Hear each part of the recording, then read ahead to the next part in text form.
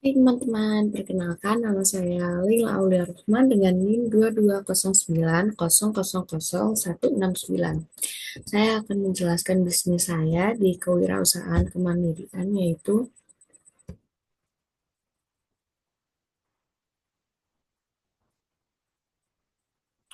bisnis tarot. Buat teman-teman yang bertanya-tanya apa sih tarot itu? Tarot itu adalah kumpulan kartu bergambar yang digunakan untuk meramal nasib ataupun kepentingan spiritual. Nah, kartu tarot ini biasanya terdiri dari 78 kartu yang terbagi menjadi 22 kartu Arcana Mayor dan 58 kartu Arcana Minor. Apa sih tujuannya tarot ini, Bu? Yang pertama buat meramalkan masa depan, lalu mengetahui kondisi kejiwaan dan kepribadian seseorang, membaca pikiran seseorang sebagai media konsultasi dan terapi, refleksi diri atau mediasi, bimbingan dan juga pertimbangan, mencari intuisi dan kreativitas, lalu memahami simbolisme. Untuk analisa pasar, yang pertama ada segmentasi pasar. Ada umur. Nah, kebanyakan klien tarot ini adalah orang dewasa yang berusia 20 hingga 50 tahun yang tertarik pada spiritualitas, pengembangan diri, dan juga penasaran tentang masa depan. Lalu ada gender, yaitu mayoritas klien dalam bisnis tarot biasanya wanita, meskipun minat dari pria semakin meningkat seiring dengan tumbuhnya minat terhadap pengembangan diri.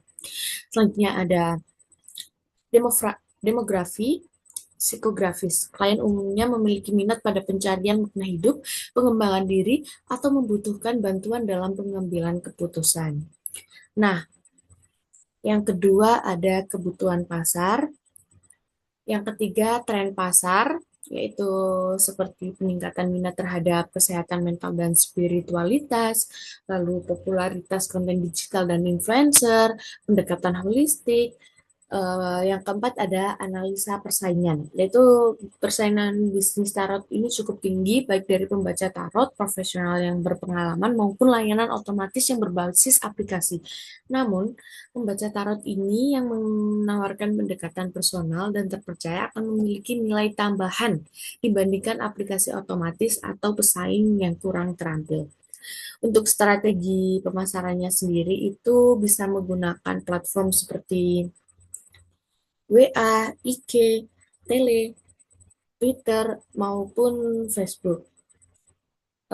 Bisa juga seperti Instagram Live dan juga TikTok Live. Yang kedua ada branding, yaitu membangun identitas dan menciptakan kesan personal. Nah, yang ketiga ada pemasaran konten seperti blog atau artikel edukasi, lalu video atau podcast. Yang keempat ada program referral dan diskon. Jadi kita untuk menarik peminat, untuk menarik pembeli itu kita mengadakan eh, referral dan juga diskon. Yang kelima ada kolaborasi dengan influencer dan bisnis sejenis. Yang keenam ada testimoni dan ulasan. Yang ketujuh ada memanfaatkan platform layanan seperti konseling spiritual atau situs marketplace. Nah, eh, bisnis tarot ini memiliki potensi yang besar dalam pemasaran yang terus berkembang, terutama dengan meningkatnya minat pada self-care dan spiritualitas. Strategi pemasaran yang efektif seperti memanfaatkan media sosial, pemasaran konten, branding yang kuat, dan juga kolaborasi ini akan sangat membantu bisnis ini menjangkau audiens yang tepat dan dengan pendekatan yang fleksibel. Lalu ada analisis dan proses produksi. Untuk analisisnya sendiri dan juga analisis produksinya ini cukup gampang karena kartu tarot ini bisa Anda dapatkan di marketplace seperti Shopee, Tokopedia, Lazada, dan lain-lain. Hanya saja untuk membacanya Anda membutuhkan seorang yang profesional.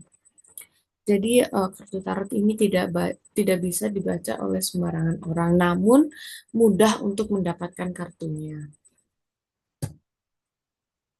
Untuk rencana pengembangan usahanya sendiri yaitu yang pertama meningkatkan kualitas dan juga variasi layanan, lalu pengembangan online dan juga digitalisasi, lalu pengembangan konten edukasi dan produk digital, lalu ekspansi pasar dan kolaborasi, yang kelima mengoptimalkan branding dan juga reputasi, yang keenam inovasi produk fisik dan juga merchandise, yang ketujuh meningkatkan skala operasional, lalu yang terakhir diverifikasi penghasilan. Selanjutnya ada SWOT, yaitu Strength, Weakness, Opportunities, dan juga Threat. Untuk strengths-nya sendiri yaitu yang pertama, modal relatif rendah. Yang kedua, fleksibilitas tempat dan waktu. Yang ketiga, pasar yang luas. Yang keempat, koneksi emosional. Dan yang kelima, layanan khusus. Untuk weakness-nya sendiri atau kelemahannya yaitu yang pertama, pandangan negatif, ketergantungan pada reputasi, keterbatasan peluang pendapatan, perlu keterampilan khusus, dan juga persaingan. Opportunitiesnya, yang pertama pertumbuhan layanan spiritual dan juga self-care, yang kedua ekspansi melalui platform digital, yang ketiga kolaborasi dengan bisnis lain, yang keempat segmentasi pasar, dan yang kelima paket layanan dan keanggotaan. Ya, selanjutnya ada treats.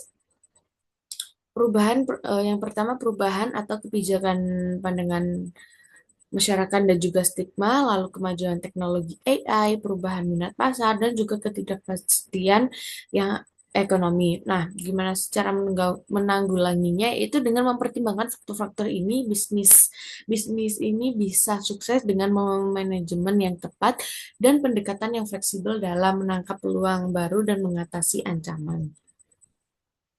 Untuk hasilnya sendiri bisa langsung dirasakan oleh klien pada saat memesan bisnis. Jadi tidak perlu yang bagaimana-bagaimana, eh, cukup cukup dibaca saja lalu hasilnya akan keluar. Cukup hanya memilih kartu lalu hasilnya akan keluar langsung. Baik, terima kasih.